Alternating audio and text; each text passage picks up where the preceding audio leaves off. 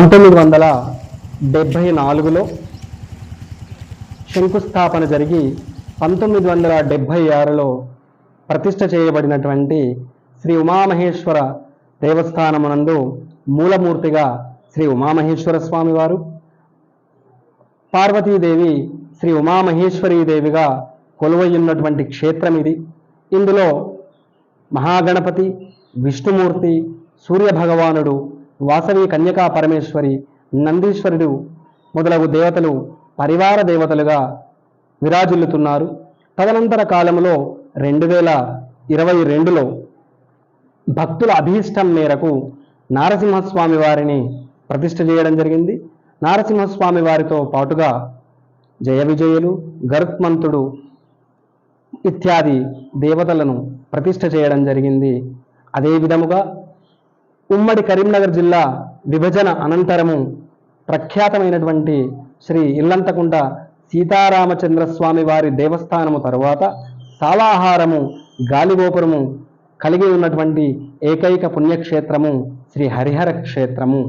మరి ఇటు యొక్క హరిహర క్షేత్రములో వివాహం కానటువంటి వారు ముడుపు కట్టినట్లయితే వివాహం కలుగును. అదేవిధముగా సంతానం లేనటువంటి వారు స్వామివారిని దర్శించుకొని విశేష ప్రదక్షిణ చేసినట్లయితే సంతానం కలుగుతుంది.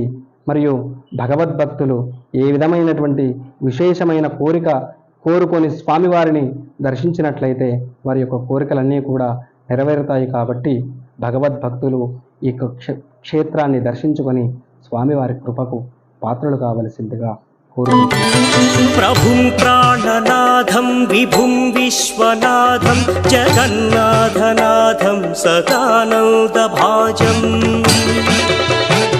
భవద్భవ్యభూతేశ్వరం భూతనాథం శివం శంకరం శంభుమీశానమీడే గళేరుండమాలం తనౌ సర్పజాలం మహాకాలకాలం గణేశాదిపాలం జటాజూట గంగోత్తరం గైర్విశిష్యం శివం శంకరం శంభుమీశానమీడే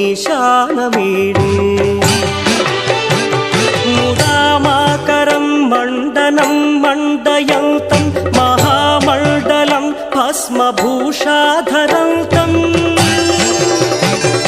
అనాదిం హ్యపారం మహామోహమారం శివం శంకరం శంభు